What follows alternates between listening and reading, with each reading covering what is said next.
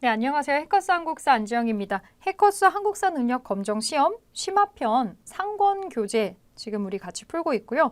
이 교재는 개념을 적용한 기출문제 풀이 그리고 사료를 어떻게 보는지에 대해서 주로 다루고 있습니다.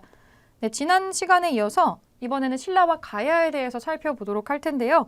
네, 신라가 어떻게 건국되고 성장했는지를 먼저 살펴보겠습니다. 우리가 어릴 때 배웠던 여러 가지 신비로운 건국 신화들이 있어요. 그 중에서 아래서 나온 사람이 참 많은데 대표격이 되는 사람이라고 할 수 있겠죠. 그리고 여기에는 아래서 나온 사람이 한두 명이 아닙니다.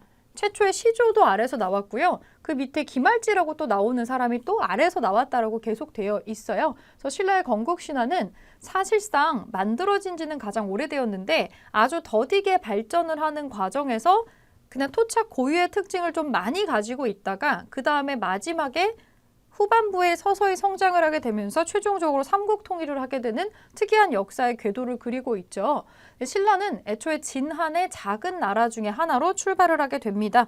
우리가 지금 한반도 남쪽 지역에는 마한, 진한, 변한이라고 하는 그래서 우리가 삼한이라고 부르는 나라들이 있었는데 진한의 소국 중에 하나 사로국이라고 있었습니다. 오늘날의 경주 지역에 해당하는데 여기에서 출발을 했고요. 원래 여기에 살았던 사람들하고 외부에서 내려온 유이민들하고 합심을 해서 박혁거세로 대변되는 인물이 신라를 건국했다라고 나옵니다. 아래서 나왔다는 박혁거세가 있죠.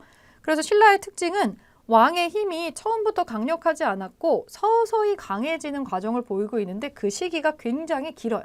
그리고 왕의 기능이 추가되거나 힘이 올라갈 때마다 부르는 호칭이 조금씩 바뀌었다라고 보이면 될 것 같습니다. 그렇게 이해하시면 되는데 일종의 왕이라고 하는 호칭은 이게 임금 왕이라고 하는 한자거든요. 중국식 왕호인데 요거를 계속 방언 형태로 원래 신라에서만 부르던 이름으로 계속 부르다가 나중에 왕으로 고치게 되는 거죠. 그리고 왕이라는 호칭을 쓸 때부터 왕권이 좀 강력하게 되기 시작했다. 이렇게 보시면 될 것 같은데요. 초창기에는 왕의 힘이 그렇게 강력하지 않았다라는 거를 요게 잘 보여줍니다.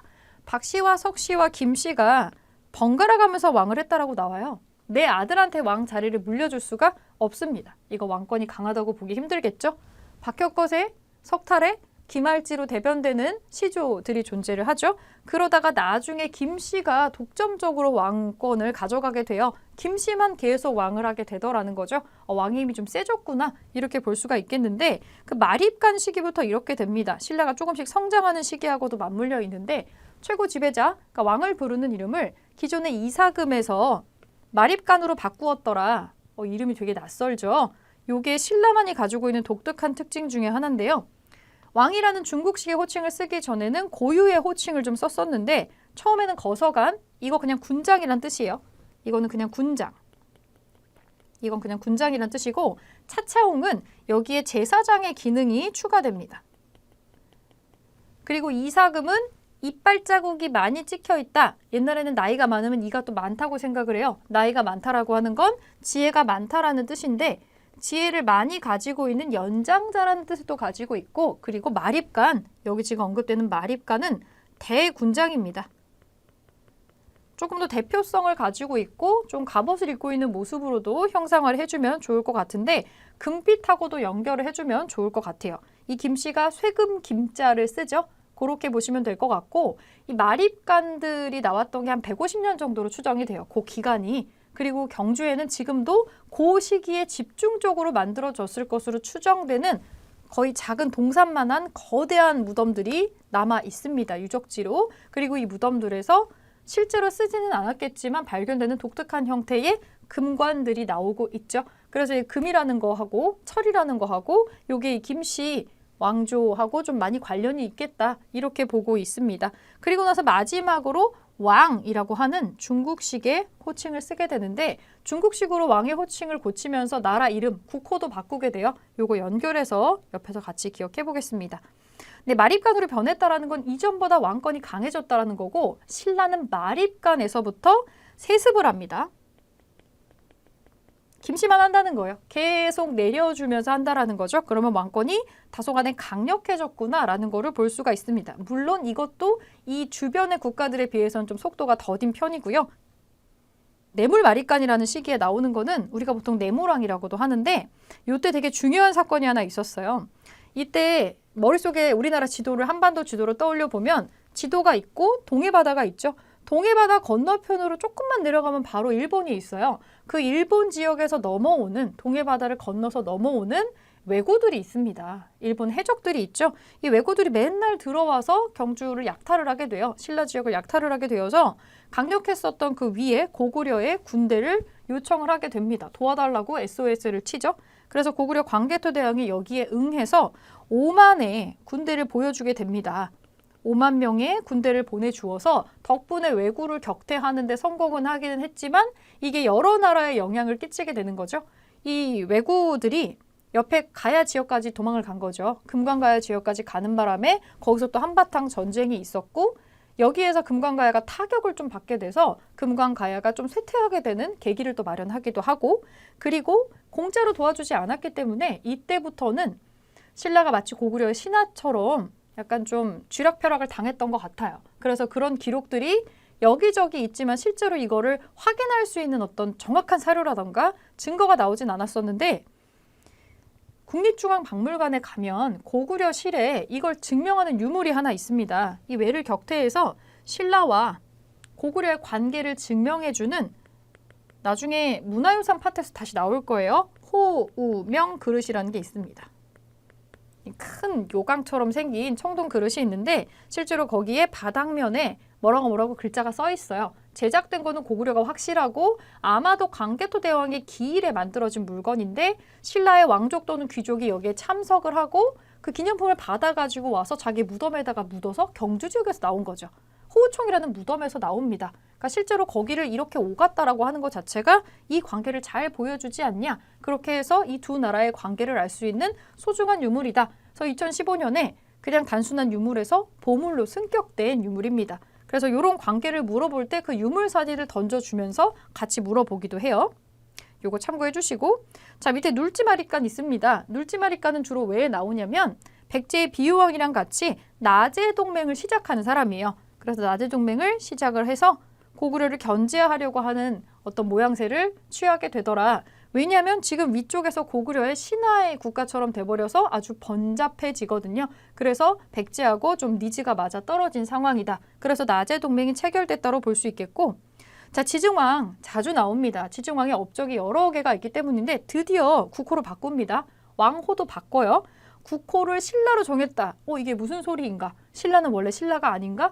원래 이때 신라로 바꾸기 이전까지는 사로국, 설아벌, 계림, 선화국 등등등등 10가지가 넘는 이름으로 제각각 불렸었는데 이거를 신라라는 이름으로 하나로 정해요. 신라로 정하고 왕을 부르는 호칭을 마립간에서 중국식의 왕으로 변경을 하게 됩니다.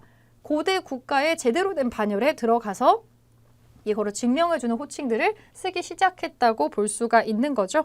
정복 활동도 활발하게 하는데 우리가 알고 있는 그 유명한 역사 인물 노래에도 나오죠. 이사부 장군을 파견해서 울릉도, 오늘의 울릉도죠. 우산국을 정벌한 기록이 있고 경제정책도 보기로 되게 많이 나옵니다. 자주 출제가 되는데 농업 생산력을 높이기 위해서 노동력이 중요하잖아요. 근데 옛날에 고대 국가 시절에는 우리가 바칠 수 있는 최고의 어떤 희생물을 바쳐가지고 장례를 치르거나 제사를 지내는 어떤 문화가 있었어요. 일종의 인신공양의 일종인데 순장이라고 있었죠. 사람을 같이 묻는 거. 당사자인 사람만 묻는 게 아니고 이 사람이랑 같이 무덤에다가 죽여서 넣어주는 사람들이 있다라는 거죠. 사후세계에서도 이 누렸던 걸 그대로 누리게 하기 위해서 순장 풍습이 있었는데 이 순장 금지하는 것으로 가끔 선지에 나오기도 합니다.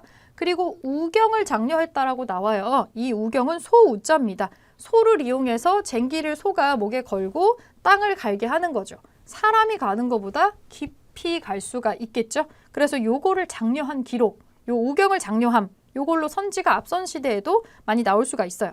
그리고 동시라고 하는 경주의 중앙시장이 있는데 이거를 또 감독하는 동시전이라는 게 있습니다. 혹시 뭔가 경제적으로 누가 독점을 하거나 누가 이상한 걸 하거나 하는 거를 감시하는 거를 설치를 했다라는 거죠. 이 동시전이 생각보다 요 지증왕식에 설치가 되었다라는 걸 모티브로 보기에 많이 나오는 편이에요. 그래서 여긴 특이하게도 경제정책이나 이런 거를 같이 한번 왕이랑 연결해서 기억을 해주시면 좋고요. 버풍왕이 있습니다. 나중에 진흥왕이랑 같이 번갈아서 업적을 엄청 섞어놔요. 이름이 좀 비슷하기 때문인데 버풍왕 중요한 일을 많이 합니다. 국가 체제 시스템을 정비하는 사람인데 중앙에 병부를 설치한 거 자주 나와요. 병부 설치. 그리고 귀족들을 대표하는 상대등이라는 걸 만듭니다. 여러분, 신라는 되게 독특한 신분 제도를 가지고 있었고 귀족 사회였어요. 태어날 때부터 바꿀 수 없는 신분이 있습니다. 뼈에 아예 매겨져 있는 신분이 있어서 성골과 진골이 있었죠. 오로지 양쪽 부모가 전부 다 성골인 사람들의 자녀만이 왕이 될 수가 있는 이 신분 제도가 아주 견고했어요. 거의 인도의 카스트보다도 어쩌면 더 과격한 형태의 절대로 바꿀 수 없는 게 있었다라는 건데 성골, 진골, 그리고 능력에 따라서 조금 오갈 수 있는 육두품이라는 게 또 있긴 했습니다. 그래서 뼈를 뜻하는 골과 품계를 뜻하는 품을 가지고 와서 골품제라고 하는 아주 독특한 신분제도를 가지고 있었던 것으로 유명하죠. 그리고 이 골품제도가 있다라고 하는 건 성골은 왕족이고 진골은 귀족입니다. 귀족을 기반으로 하는 이 사회가 좀 구성이 되어 있었습니다. 귀족의 대표가 바로 상대등이고, 왜 귀족 사회라고 하냐면 왕이 단독으로 뭐를 결정할 수가 없어요. 그러니까 우리도 대통령이 단독으로 뭐 결정하지 않고 국회의원들하고 막 회의하고 투표하고 그렇게 결정을 하죠. 여긴 조금 더 심한 게 귀족들을 대표하는 귀족회의라고 화백회의가 있어요. 여기 오른쪽에 보면 신라의 귀족회의인 화백회의, 이거를 주관하는 대표자입니다. 화백회의의 대표자고요. 국정을 총괄합니다. 화백회의는 우리말로 바꿔 말하면 만장일치 회의죠. 한 명이라도 반대하면 그거는 통과되지 않습니다. 어떻게 보면 상당히 원하는 내용만 통과시킬 수 있도록 조작이 굉장히 쉬운 어떤 모양새를 보여주고 있어요. 이런 것들이 신라가 처음에 성장하는 데는 도움이 됐을 수도 있으나 여러 가지 생각이 뒤엉키고 서로 간의 욕심이 앞서게 되면 상당히 이런 신분제도나 이런 시스템은 신라의 성장을 방해하는 요소가 될 수 있고 실제로도 이것 때문에 많은 문제들이 발생을 하게 됩니다. 요거 참고해서 알아주시고, 이 버풍왕 때 마침내 법이 반포가 되어 율령을 반포하고요. 그리고 불교가 공인됩니다. 여기 형광펜 칠해져 있죠. 버풍왕은 불교식 왕명이기도 한데 법을 흥하게 하고 불법을 흥하게 한다. 그래서 율령과 불교를 같이 기억해 주시면 되고, 사실은 신라는 불교가 들어오는 게 좀 상당히 오래 걸렸어요.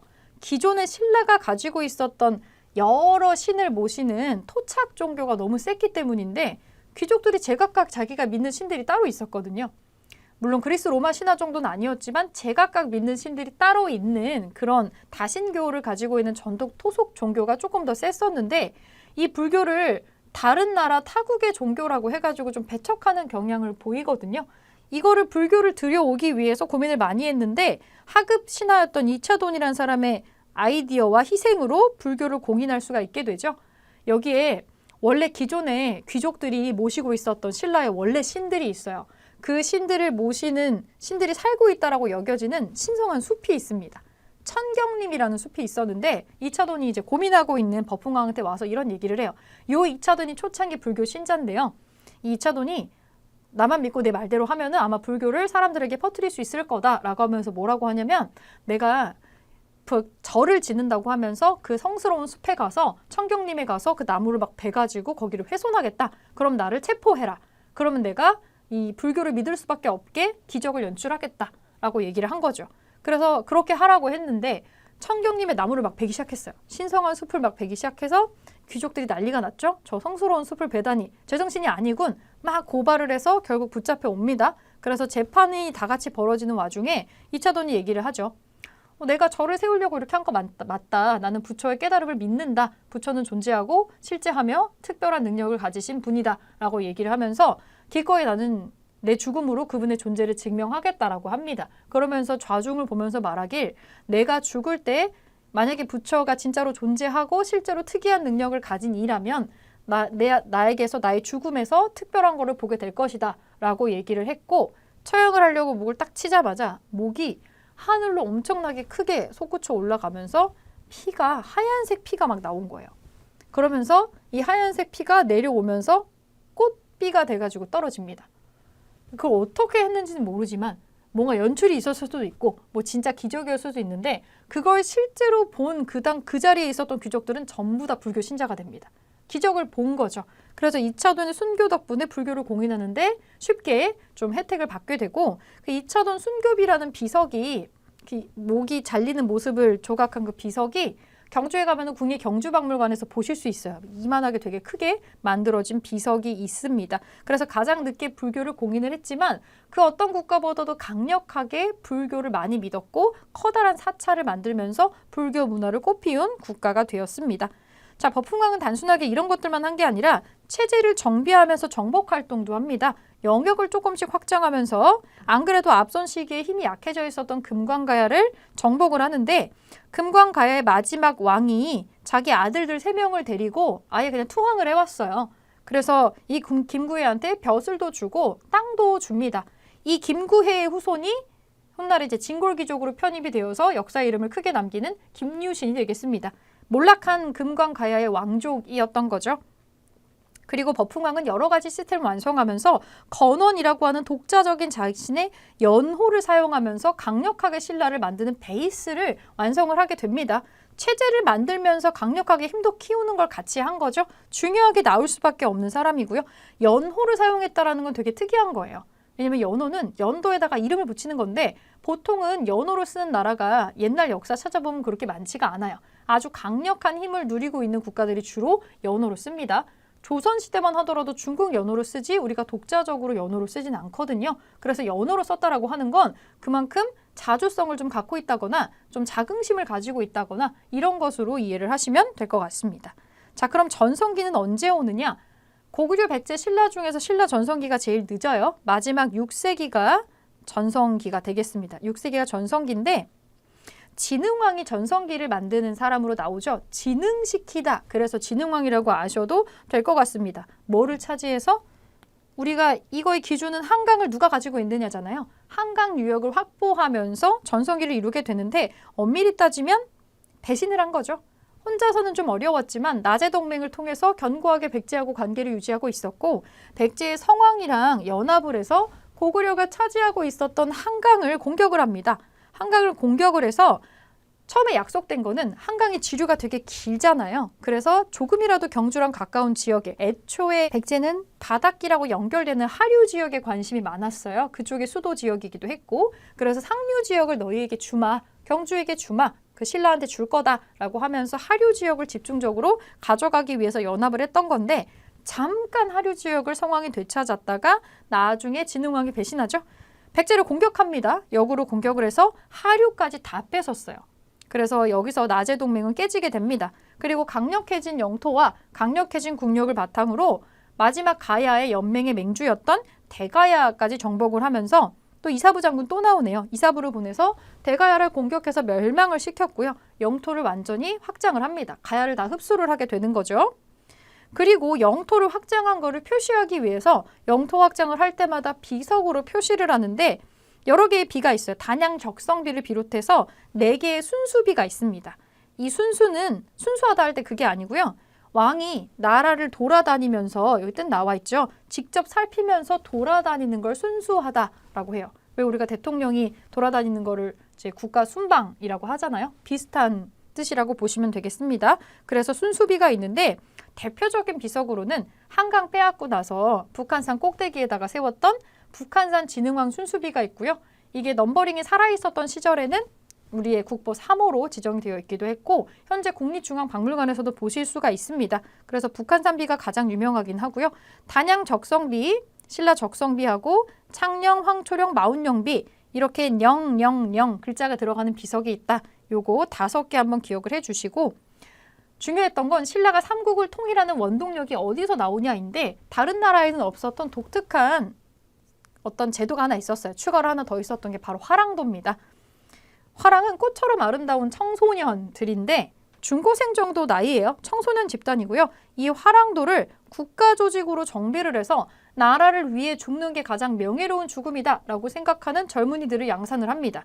그래서 뭐 임전무태, 살생유택 뭐 이런 세속 5개라고 하는 거를 지키면서 원각목사가 만든 이런 거를 지키면서 나라를 위해서 힘쓰는 젊은이들의 집단이 있었고 이것이 삼국 통일의 원동력으로 작용을 한다라고 볼 수가 있습니다. 김유신도 화랑 출신이었으니까 이 부분은 체크해 주시고 그리고 역사서 만듭니다. 가장 잘 나갈 때 역사책 만든다고 했었죠. 그래서 백제에서도 근초고왕 때에 고흥이라고 하는 사람을 박사를 시켜서 서기를 편찬했다라고 나오고 이때도 거칠부라고 하는 사람을 시켜서 역사책인 국사를 만들었다라고 되어 있지만 안타깝게도 지금 전해지지는 않습니다.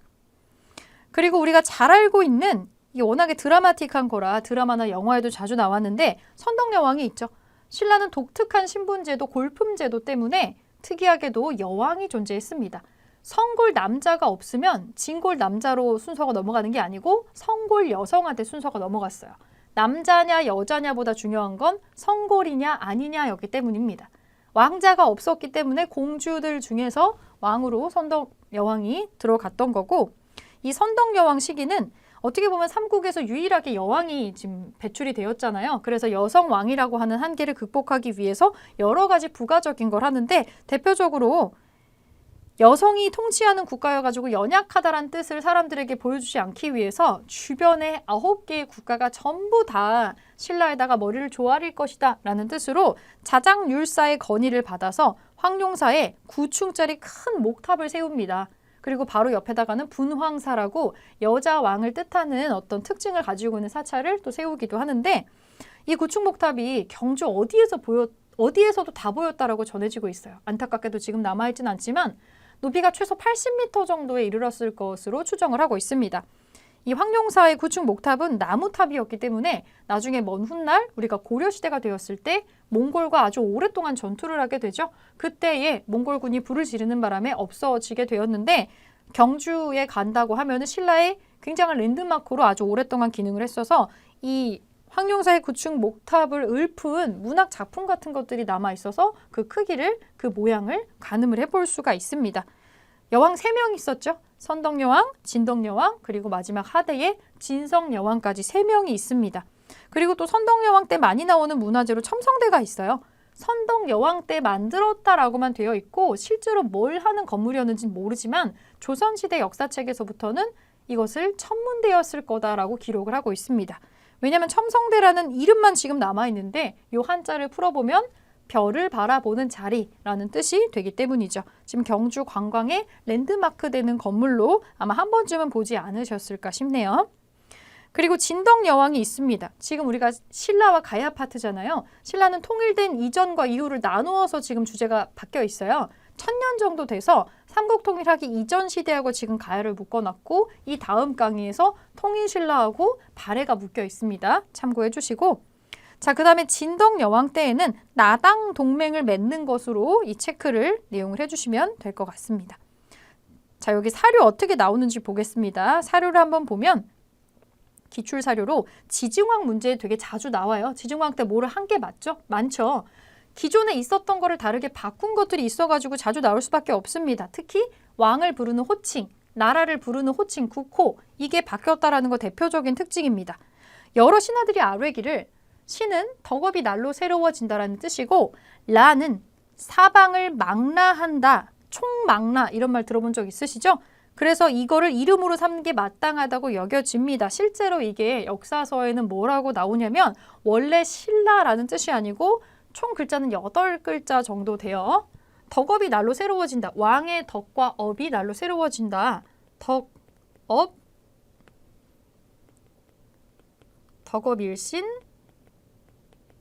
그리고 라는 사방을 망라한다. 망라사방이란 말이 있습니다.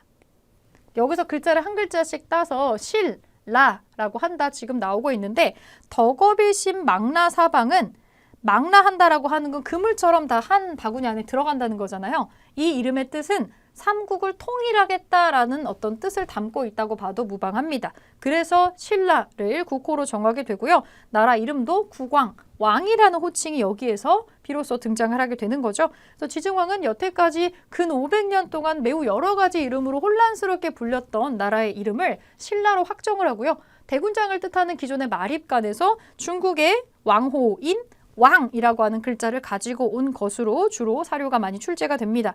자, 이렇게 나옵니다. 기출선책지에는 신라를 확정하고 왕이라고 칭호로 사용한다. 이사부를 보내서 우산국을 복속시킨다. 시장을 관리하는 관청인 동시전을 설치한다. 그리고 또 우경을 장려한다. 이런 것들이 나옵니다.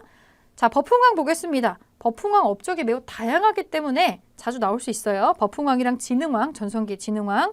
버풍왕이 있었기 때문에 진흥왕의 전성기가 있다라고 생각해 주시면 될 것 같아요. 드디어 이제 고대 국가의 완성체죠. 율령을 반포하고요. 율령을 반포하고 이 불교를 공인하는 것으로 유명합니다. 자, 율령 반포하고 상대등 설치 사료 여기 나오고 있습니다. 율령을 반포했고요. 율령을 반포하고 법을 만들어서 관리들의 레벨을 지금 정하고 있습니다. 공복을 제정해가지고 끝별로 색깔을 다르게 설정을 했고요. 상대등의 관직도 만들어가지고 귀족회의의 대표를 만들어서 왕이 뭔가를 정리하려는 모습을 좀 보여주죠. 체제 정비를 마련을 하고 있습니다. 체제 정비. 버풍왕은 한마디로 국가 체제를 좀 깔끔하게 정리해 놓은 사람이구나 이렇게 생각하시면 될 것 같아요. 특히 병부하고 상대등 설치하는 거는 이렇게 붙어가지고 선지에 자주 나옵니다. 그리고 2차돈의 순교, 불교 공인 이것도 붙어서 나오는 키워드고요. 영토도 확장한다고 했었죠. 이런 기반을 바탕으로 해서 약해져 있었던 금관 가야를 병합을 합니다. 사실은 김구해가 그 마지막 그 금관 가야 시절에 마지막 왕이었던 김구해가 아들들을 데리고 거의 투항하다시피 항복을 하게 되죠. 그래서 병합을 하게 나오고 독자적으로 연호로 썼다는 것도 종종 선지에 출제가 됩니다. 자, 금관가야 정복하는 내용 추가로 나오고 있네요. 김구해가 보통 구형왕으로 알려져 있는 금관가야의 마지막 왕이고요. 가야가 6개로 쪼개져 있습니다. 그리고 6개의 연맹체인데 여기에 반장 역할을 하는 맹주 역할하는 나라들이 있어요.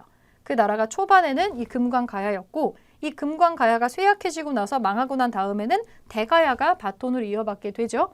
이 김구해가 이 김유신의 조상이 되는 거겠죠. 할아버지 또는 아버지 이렇게 언급이 되기도 합니다. 자, 이 대화 내용으로 사료가 지금 나오고 있어서 금관가야를 복속시키는 과정에서 어떻게 조치를 취해줬는지가 나오고 있습니다.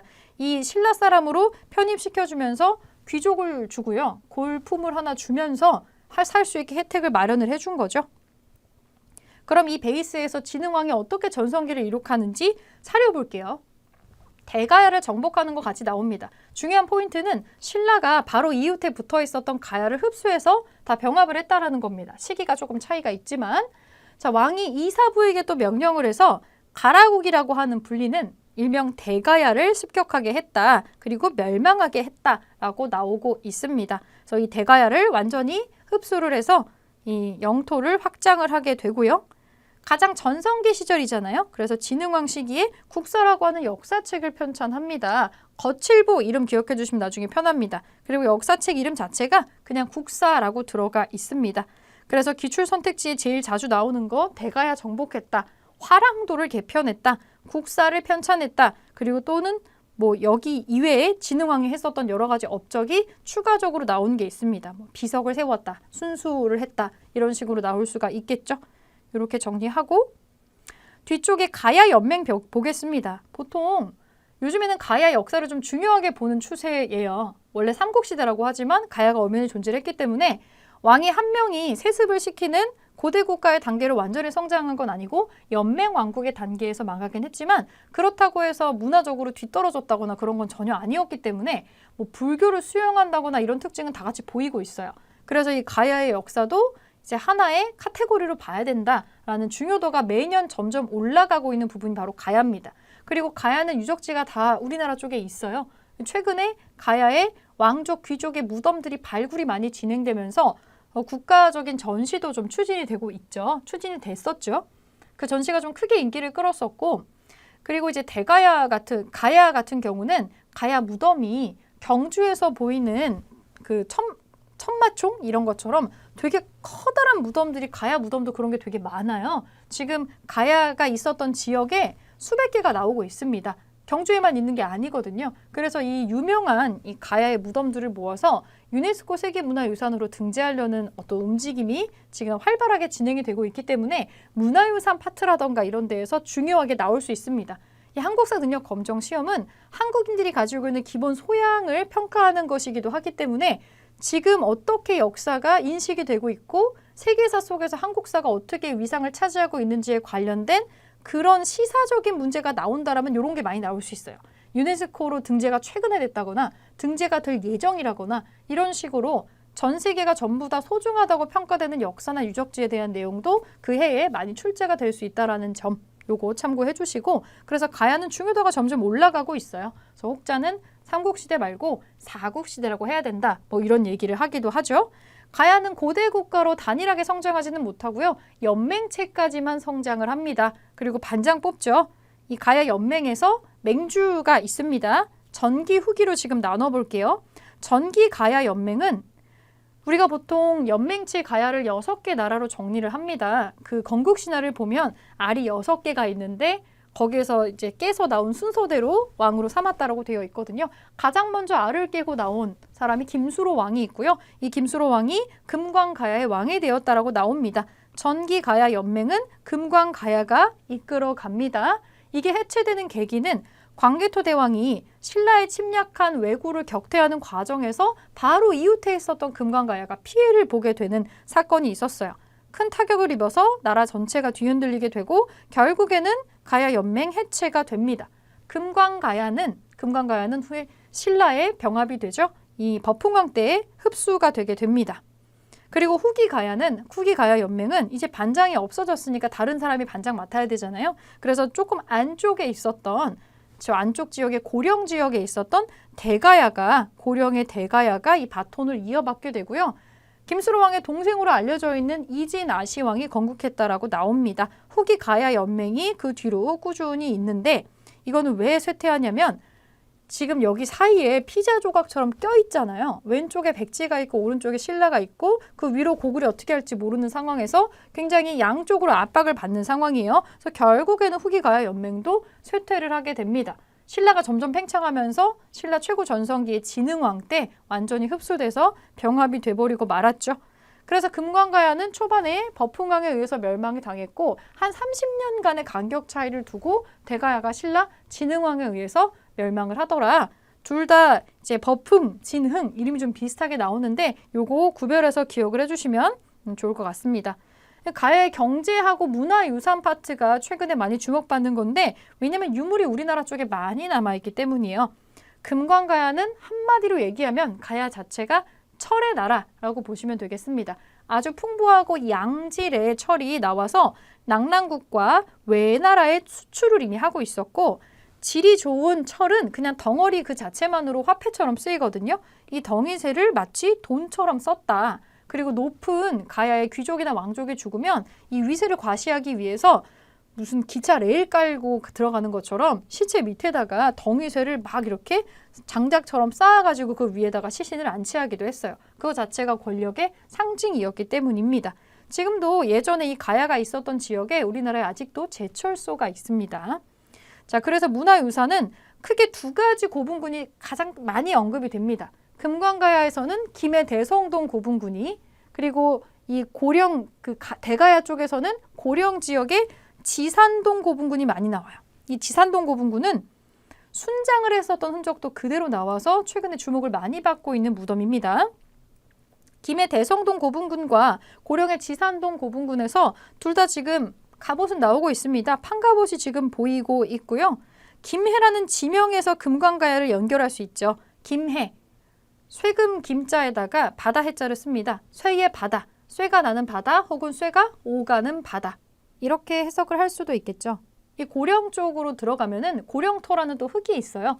가야가 좀 유명한 게 토기거든요. 토기를 만들기에 좋은 양질의 흙을 가지고 있었던 지역. 또 이렇게 기억을 해주시면 좋을 것 같습니다. 그리고 지산동 고분군에서 유물은 요 금동관이 자주 언급이 되니까 형태하고 재질을 봐두시면 좋을 것 같고요. 자, 개념 확인 퀴즈 한번 보겠습니다. OX 한번 풀어볼게요. 뇌물마립가는 고구려 광개토 대왕의 도움으로 왜구를 격퇴한다. 이거는 맞는 얘기입니다. 요건 맞는 얘기죠. 지증왕은 건원이라는 연호를 사용하였다. 건원이라는 연호를 사용하는 건 지증왕이 아니고 버풍왕이죠. 요거 아니네요. 아니고 진흥왕은 대가야를 정복하였다. 네, 진흥왕이 대가야 정복하는 거 맞죠? 버풍왕이 금광가야를 정복을 하게 되고요. 2번 볼게요. 지증왕은 왕의 이름을 이사금 마립간 중에서 마립간으로 변경을 하죠.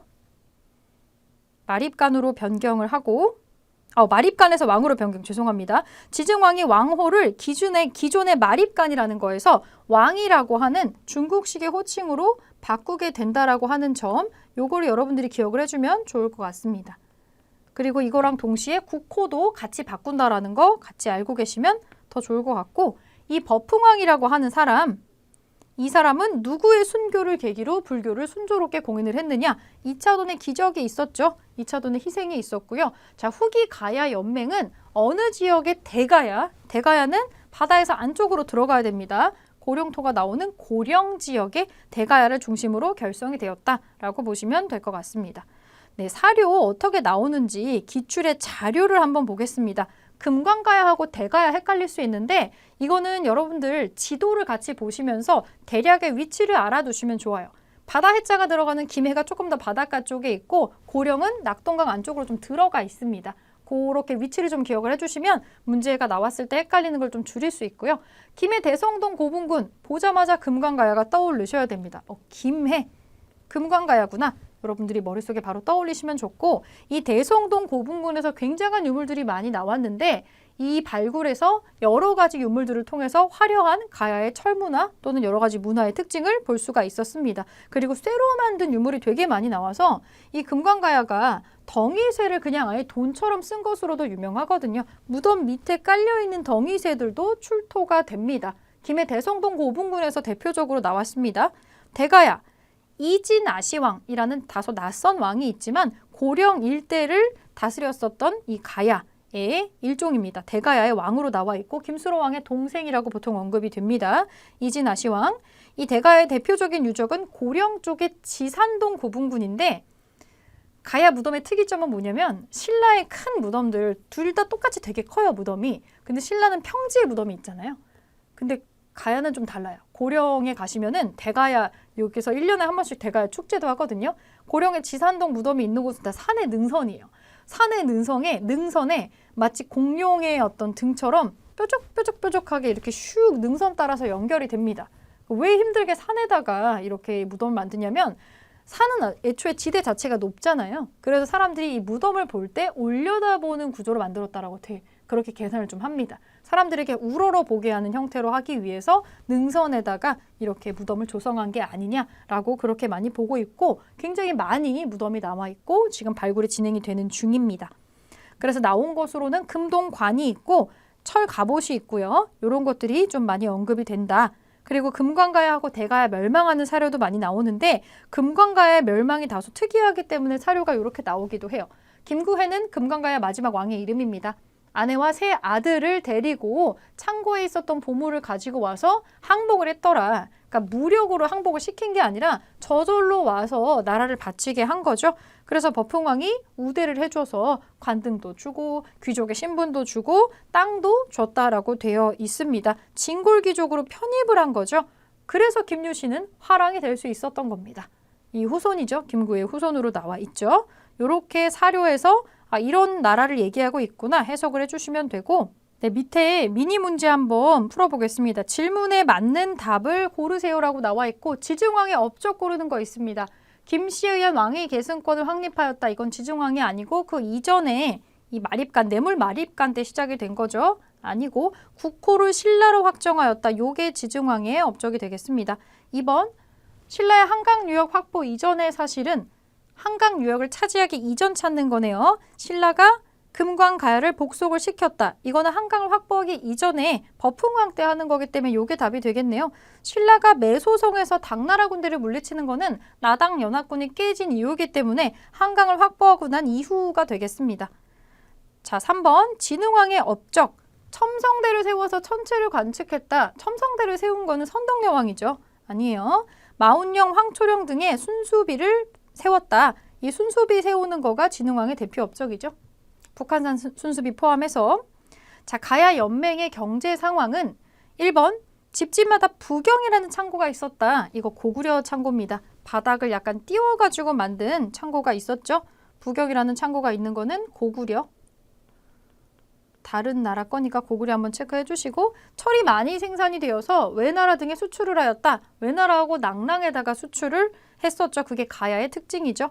2번 답으로 찾아주겠습니다. 이 옆에 정답이 있지만 여러분들 처음에 푸실 때에는 다 보지 마시고 한번 같이 풀고 넘어가서 자, 기출문제 어떻게 나오는지 한번 보겠습니다. 기출문제 볼게요. 1번 밑줄 그은 이 왕의 업적으로 옳은 것은 여러 신하들이 아뢰기를 신은 덕업이 날로 새로워진다라는 뜻이고 라는 사방을 망라한다라는 뜻이다. 그래서 나라 이름으로 삼는 게 마땅하다라고 얘기를 하고 있고요. 나라 이름을 바꾸려는가 봅니다. 이런 내용이 나오고 그리고 밑에서 옛날부터 나라를 가진 사람은 제나 왕으로 칭하는데 우리만 방언을 쓰고 있다. 그러니까 우리도 이제 신라 국왕이라는 칭호를 쓰자. 여기에 알겠다라고 대답을 하는 내용이 삼국사기에 기록돼 있다라고 나와 있습니다. 네, 찾아보겠습니다. 이 왕은 누구냐? 그러면 국호와 왕호를 바꾼 신라의 왕이 누군지를 생각을 해보면 되겠네요. 네, 요거 지증왕 때 있었던 거죠. 지증왕. 지증왕의 업적을 찾아보겠습니다. 병부를 설치하고 율령을 반포하였다. 병부를 설치하고 율령을 반포하고 플러스 불교를 수용한 사람. 이 사람은 법흥왕이죠. 법흥왕이고 이사부 장군을 보내서 우산국 울릉도를 복속시킨 것. 요게 지증왕의 업적이 되겠습니다. 요 2번이 답이 되겠네요. 우선 답은 2번으로 먼저 찾고 5단 나머지 볼게요. 대가야를 병합을 해서 영토를 확장했다. 가야가 크게 맹주가 2번에 걸쳐서 신라에 흡수가 되는 게 맞습니다. 그 위에 법흥왕 때 금관가야가 항복을 받아냈고 대가야는 진흥왕이 하는 거죠. 이거는 진흥왕입니다. 진흥왕이 하는 거고 국학을 설립해서 유학교육을 진흥시키는 것은 좀 더 뒤에 나오는 왕입니다. 신문왕이 하는 거죠. 통일신라의 신문왕이 하는 거고 자장률사의 건의로 황룡사 구축 목탑을 건립하는 건 선덕여왕입니다. 왕의 업적 하나씩 정리해주고 2번으로 넘어갈게요. 다음 연보에 해당하는 왕의 업적으로 옳은 거 골라보겠습니다. 옳은 거. 자, 500년에 즉위를 했고 순장 금지했대요. 순장을 금지하고 우경을 장려. 사실 여기서 바로 보이는 게 있습니다. 순장 금지, 우경 장려. 그리고 건의를 받아들여서 신라로 확정. 여기가 대표적이죠. 국호하고 왕호를 확정했다. 이사부 장군 또 언급되는 거 이거 보니까 요거 지증왕이네요. 지증왕의 업적으로 옳은 거 골라주겠습니다. 유학교육을 위해서 국학을 설립했다. 이 위에랑 보기 선지가 똑같죠? 이거 신문왕입니다. 신문왕. 건원이라는 독자적인 연호를 사용했다. 연호 사용하는 거 법흥왕이 하는 겁니다. 법흥왕. 인재를 등용하고자 독서삼품과를 시행하였다. 독서삼품과는 원성왕으로 넘어가야 됩니다. 후반부에 원성왕으로 넘어가야 되는데 뭐 이게 전혀 다른 뜻이긴 합니다만 책을 억지로 읽으라고 시킨다. 원성이 자자하다. 이렇게 외우셔도 돼요. 이 원성왕 기억해 주시고 시장을 관리하는 관청인 동시전을 설치하였다. 네, 이게 지증왕이 하는 일 중에 하나입니다. 그래서 답은 4번이고요. 자장의 건의로 황룡사 구축 목탑을 건립하는 거는 선덕여왕이 되겠습니다. 그래서 정답 4번이고 오른쪽에 3번으로 다시 올라가 보겠습니다. 밑줄 그은 이 왕에 대한 설명으로 옳은 거 골라볼게요. 이것은 국보 제242호인 울진 봉평리 신라비로 업적이 나오죠. 병부를 설치하고 율령을 반포한 이 왕 때 건립이 되었다. 병부 설치, 율령 반포, 네, 법흥왕입니다. 법을 흥하게 하고 또 불교 공인했었던 사람, 법흥왕에 대한 설명으로 옳은 거 골라볼게요. 이사부를 보내서 우산국을 복속하는 거는 지증왕입니다. 지증왕이고 관료전을 지급하고 노급을 폐지했다. 이거는 왕권을 강화하려고 했었던 후반부에 신문왕이 하는 거고 2차 돈의 순교를 계기로 불교를 공인하는 게 법흥왕이 하는 거죠. 불법을 흥하게 했다. 정답은 우선 3번이고 인재동용을 위해서 독서삼품과를 시행하는 거는 원성왕입니다. 원성. 거칠부에게 명해서 국사를 편찬하게 했다. 국사 역사책이죠? 이거는 진흥왕입니다. 가장 잘 나가는 전성기 영토를 확장하고 있을 때 이런 걸 만들게 했죠? 정답 3번. 자, 4번 볼게요. 밑줄 그은 왕의 업적으로 옳은 것은 금관국의 김구애가 세 아들과 함께 나라의 보물을 가지고 와서 항복을 했다 하네. 그래서 우리의 왕께서 벼슬도 내리고 땅도 내리고 했다더라 라는 내용이 나오고 있습니다. 김구애가 항복하면서 투항해 오는 거죠. 그리고 진골 귀족으로 편입이 됩니다. 금관가야는 신라의 영토가 되는데 이거 법흥왕이 하는 거죠. 법흥왕의 업적으로 옳은 거 골라볼게요. 관료전을 지급하고 노급을 폐지하는 건 상당히 뒤쪽으로 넘어가야 돼요. 이거 신문왕이죠. 이거 신문왕이고 건원이라는 독자적인 연호를 제정했다. 법흥왕이 한 일이 굉장히 많은데 영토도 넓히고 시스템도 완성하고 연호도 씁니다. 우선 정답은 2번이고 요게 헷갈리면 확실한 오답을 걸러볼게요. 지방에 22담로를 두어서 왕족을 파견한 거는 일단 신라왕 자체가 아닙니다. 이거는 백제의 무령왕이 하는 거죠. 무령왕. 독소 삼품가를 시행해서 인재를 등용하는 것은 신라의 뒤 후반부에 나오는 원성왕이 하는 거고 자장의 건의로 황룡사 구축 목탑을 건립하는 거는 선덕여왕이 하는 일입니다. 그래서 문제가 비슷한 게 모여 있기는 하지만 나오는 선지들이 문장이 거의 바뀌지 않는다라는 거 보실 수가 있으실 겁니다. 네, 4번까지 풀었고요. 뒷부분에 5번 문제 보겠습니다. 다음 검색창에 들어갈 왕에 대한 설명으로 옳은 거 골라볼게요. 국사를 편찬했다. 거칠부가 국사 편찬했대요. 벌써 여기서 나오죠. 그리고 이사부가 도살성과 금현성을 점령했다. 황룡사를 완공했다. 여러 가지 특징들이 지금 나오고 있는데 일단 거칠부를 시켜가지고 국사라는 역사책을 만들게 한 거 가장 잘 나가고 영토 쭉쭉 확장하고 있을 때 신라 진흥왕 때 일입니다. 진흥왕. 자, 진흥왕에 대한 설명으로 옳은 거 골라보겠습니다. 1번 불국사의 3층 석탑을 건립하였다. 우리가 석가탑이라고 알고 있는 바로 그 탑입니다. 요거는 더 후반부로 가야 되죠. 경덕왕 때 하는 겁니다. 이거 처음 나온 거니까 요건 써줄게요. 신라의 경덕왕 때 하는 거고 첨성대를 세워서 천체를 관측했다. 첨성대가 나오면 이거는 선덕여왕입니다. 선덕여왕.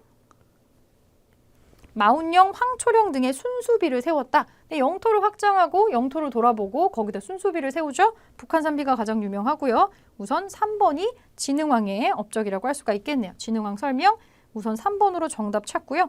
금관가야를 복속시켜서 영토를 확대했다. 이 금관가야가 아예 항복을 해서 들어오잖아요. 김구해가. 요거는 법흥왕입니다. 법흥. 시장을 감독하는 관청인 동시전을 설치했다. 그 시장은 동시라고 하고 이걸 감독하는 동시전을 설치했다라고 나오는 것은 지증왕입니다. 그래서 왕별로 업적을 섞어서 이렇게 물어볼 수 있으니까 대표 시기 왕들의 업적 잘 알아놓으면 이제 수월하겠죠.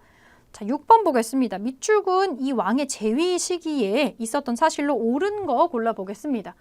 왕이 다시 명령을 내려 좋은 가문 출신의 남자로서 덕행이 있는 자를 뽑아서 명칭을 고쳐서 네, 화랑이라고 했다. 화랑도를 만듭니다. 국선 화랑, 화랑국선의 시초이다. 화랑도를 국가제도로 개편을 하네요. 그리고 또 이 왕은 이사부에게 명령해서 가라국을 습격하게 했다. 이 가라국은요, 대가야의 다른 이칭입니다.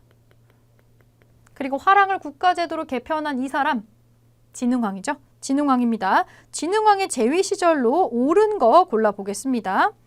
거칠부가 국사를 편찬했다. 답이 바로 1번에 나오네요. 국사 편찬하게 했었죠. 1번이 답입니다. 김원창이 웅천주에서 반란을 일으켰다. 이거 후반부로 한참 내려가야 되죠. 헌덕왕 때입니다. 헌덕왕. 신라 하대 헌덕왕 때고요. 이처든의 순교를 계기로 불교가 공인된 거는 법흥왕 때입니다. 법흥왕이고 최고 지배자의 호칭이 마립간으로 바뀌었다. 이 마립간은 김씨가 세습을 하게 되는 과정이잖아요. 더 앞에 시기로 넘어가서 뇌물 마립간으로 올라가야 되죠. 자장의 건의로 황룡사 구축 목탑이 건립되는 것은 선덕여왕 때 일입니다. 네, 정답 1번이고 7번 보겠습니다. 다음 비석을 세운 왕이 시행한 정책으로 옳은 것은 3점짜리 문제네요. 왕이 인민을 많이 얻어서 이리하여 영토를 순수하면서 민심을 살피며 노고를 위로하고자 한다. 사실은 이 유물을 한 번이라도 본 적이 있으시다면 이거 보고 바로 이거 누구다라고 알 수 있습니다. 이 유물의 이름에 왕의 이름이 들어가기 때문인데 북한산 꼭대기에 놓여져 있었던 신라 진흥왕 북한산 순수비 국보 3호죠. 요 유물의 형태를 요 비석을 기억을 해주시면 나중에 요것만 보고도 바로 알 수가 있습니다. 네, 진흥왕입니다. 진흥왕의 정책으로 옳은 거 고를게요. 국학을 설립해서 유학을 교육하였다. 이거 신문왕이 하는 겁니다. 신문왕. 신문왕이 하는 거고요. 대가야를 정복해서 영토를 확장했다. 이거 진흥왕이 하는 거죠. 진흥왕. 병부를 설치해서 지배체제를 정비하였다. 요건 버풍왕. 여기 진흥왕 답이 나왔네요. 이걸 체크하고 그냥 넘어갈 뻔했네. 진흥왕이라고 여기서 그래서 제가 이렇게 여러분들도 문제를 풀 때 이게 누구에 대한 걸 찾는 거다라고 메모를 해놓으시면 내려갔다 올라갔다 하는 시간을 좀 줄일 수 있어서 앞에 써놓고 하나씩 보면서 풀게요. 우선 진흥왕의 업적 찾는 거니까 2번으로 바로 찾을 수가 있었고 3번은 버풍왕이고요. 지방관을 감찰하기 위해서 외사정을 설치했다. 지방관을 감찰한다고 하는 건 지방이 넓어져서 관리를 보냈다라는 거예요. 영토가 넓어졌다라고 하는 건 실제로 신라가 통일전쟁을 수행하면서 삼국통일을 하고 나서 땅이 커진 거를 얘기를 합니다. 이거는 신라가 삼국통일을 하고 나서 뒤에 일어나는 일입니다. 삼국통일 이후의 일이고 국호를 신라로 확정하고 왕이라는 칭호를 사용한 거는 지증왕 때 있었던 일이죠. 그래서 진흥왕의 업적은 2번으로 찾아주시면 되겠습니다. 삼국을 통일하고 나서 문무왕이 요구하죠. 외사정을 설치하고요. 문무왕을 설치하고 국호를 신라로 확정하고 이거 지증왕 나머지 메모 해주겠습니다. 여러분도 옆에다가 무슨 왕인지 살짝 적어두시면서 넘어갈게요. 자, 8번. 가 나라에 대한 설명으로 옳은 것은 문화재청이 김해 대성동과 양동리 고분에서 출토된 목걸이. 이 김해 대성동에 힌트가 있네요. 양동리 고분. 목걸이 세 점에 대해서 보물 지정을 예고했습니다. 이거 아마 실제 뉴스를 가지고 만든 문제일 겁니다. 이런 식으로 나오는 게 시사랑 연결되는 문제예요. 김수로왕이 건국했다고 전해지는 가. 결정적인 힌트가 나오네요. 김수로왕이 건국. 네, 금관가야입니다. 금관가야에 대한 설명으로 옳은 거. 가야 중에서도 금관가야 설명 옳은 거 골라보겠습니다. 골품에 따라 관등 승진에 제한이 있었다. 가야 나라 설명 찾는 건데 요거는 신라죠. 신라. 만장일치제로 운영되는 화백회의가 있었다. 이것도 신라입니다.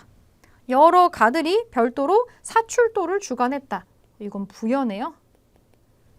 박석김씨 삼성이 교대로 왕위를 계승했다. 이거 신라입니다. 철이 많이 생산되어 낙랑과 외등에 수출한 게 가야 특징이죠. 5번. 일단은 특징적으로 보면 요거는 금관가야 뉴스인데 국가로는 그냥 가야라고 볼게요. 5번으로 정답 찾았습니다. 네, 마지막 페이지입니다. 9번 보겠습니다. 가 나라에 대한 설명으로 옳은 것은 수로왕이 건국했다고 전해지는 가. 금관가야죠. 요것도 금관가야입니다. 자, 이것도 금관가야라고 적고 문제 한번 풀어볼게요. 버풍왕 때 신라에 복속된 거. 바로 정답이 나오네요. 1번이 답입니다. 유학교육 기관으로 주자감을 두었다. 좀 낯선 이름이 등장을 하죠? 우리 순서상으로 뒤에 나오는 건데 이거 발해입니다. 발해 교육기관이죠. 지방에 22담로를 두고 왕족을 파견한 거는 백제 얘기고요. 화백회의, 만장일치 회의죠. 국가 중대사 결정하는 거 신라입니다. 단궁, 과하마, 반어피 세트로 묶여 다니죠. 동예라고 하는 나라가 있었죠. 동예. 이렇게 찾고 넘어갈게요. 10번입니다. 가 나라의 문화유산으로 옳은 것은 김해 대성동 고분군. 여기 또 힌트가 나오죠. 금관가야입니다. 유적지가 요게 대표적으로 많이 나와요. 대형 덩이쇠 볼게요. 덩이쇠, 고리칼, 화살촉, 철기 유물 보시고 김수로왕이 건국했다고 전해지는 이게 결정적인 힌트네요. 네, 이거 금관가야에 대해서 묻는 겁니다. 자, 금관가야의 문화유산으로 옳은 것을 골라주겠습니다. 그냥 딱 봐도 나오는데요. 첫 번째 거는 벽돌입니다. 산수문이 벽돌이고 백제 겁니다. 요거 백제 거고요. 2번 칠지도죠. 근초고왕이 만들었다고 전해지는 백제 칠지도고 3번이 판가봇입니다.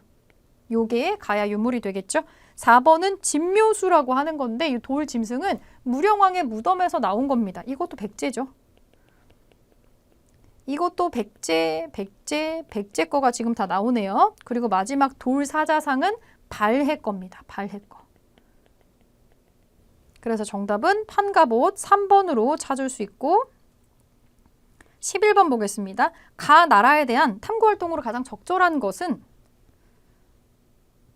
진흥왕이 아찬 이사부에게 명령해서 이 가를 공격하게 했다. 이때 사다함은 나이가 15, 16세였는데 총군하기를 청했다. 사다함은 화랑입니다. 화랑. 진흥왕이 나오죠. 진흥왕, 사다함. 뜻하지 않는 병사들의 습격에 막아내지 못하고 대군이 승세를 타서 마침내 멸망시켰다라고 나오는데 이 문제가 어려운 이유는 사다함이 누군지를 모르면 다소 어려운 사료가 될 수가 있어요. 그런데 진흥왕이라는 결정적인 힌트가 나오고 있기 때문에 진흥왕이 어떤 나라를 복속시켰는지의 업적을 떠올려 보시면은 찾아 나갈 수 있지 않을까 합니다. 화랑들을 동원해가지고 복속한 국가로 가를 공격하겠다라고 나오는 것은 대가야가 되겠습니다. 이웃에 썼던 대가야를 정벌을 하죠. 네, 그러면 대가야에 대한 탐구 활동으로 가장 적절한 것을 살펴보겠습니다. 안동 도호부가 설치된 경위를 찾아본다. 이거는 조금 더 나중으로 넘어가야 되겠죠. 나당 연합군 쪽으로 나오는 건데 이 안동 도호부 설치된 거는 고구려 땅에다가 설치를 합니다. 요거 아닙니다. 이거는 고구려. 당나라가 고구려 땅에 설치하는 거죠. 22담로의 왕족이 파견된 목적을 알아본다. 22담로는 이 무령왕이 하는 거기 때문에 요거 백제의 겁니다.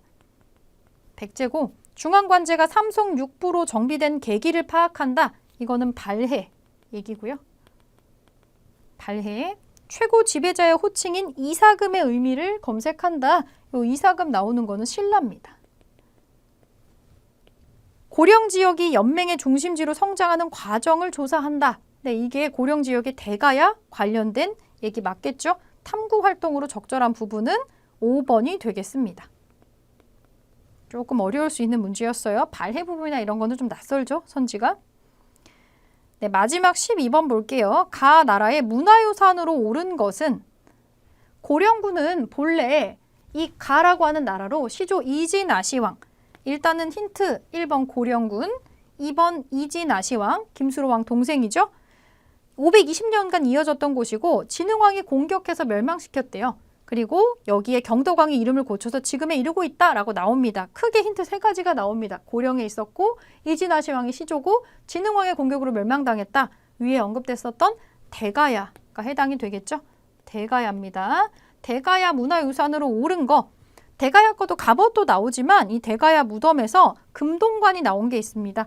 1번이 대가야에서 나온 금동관이 되겠고 2번은 부여지역에서 나온 백제 유물입니다. 석조사리감이라는 게 있어요. 능산리 사지에서 나온 석조사리감이고 이거는 백제 거고요. 3번은 천마총에서 나온 천마도 말다래죠. 이거 신라 겁니다. 신라 거.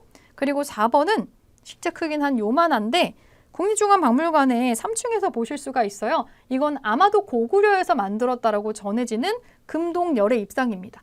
연가 7년명 금동열의 입상이라고 알려져 있는 조그마한 금동불상이에요. 요건 고구려에서 만들어졌지만 신라 땅에서 발견이 됩니다. 자, 5번은 돌사자상인데요. 요거는 발해의 유물로 알려져 있습니다. 그래서 정답은 1번으로 찾아줄 수 있었습니다. 그래서 지금 가야하고 연결되는 부분들은 문화유산 파트도 상당히 많이 언급되는 거 알 수가 있습니다. 금관가야하고 대가야는 위치에 대한 문제도 많이 나오니까 지도에서 이 고령과 김해가 구체적으로 어떻게 차이가 나는지를 한번 살펴봐 주시면 좋을 것 같고요. 신라 역사는 너무 길어서 2덩어리로 나눠서 본다고 했었죠. 이제 뒤에 시기부터는 후반부에 이 하대 시기에 해당하는 통일신라와 위쪽 부분에 생겨난 발해를 같이 묶어서 살펴보는 시간을 갖도록 하겠습니다.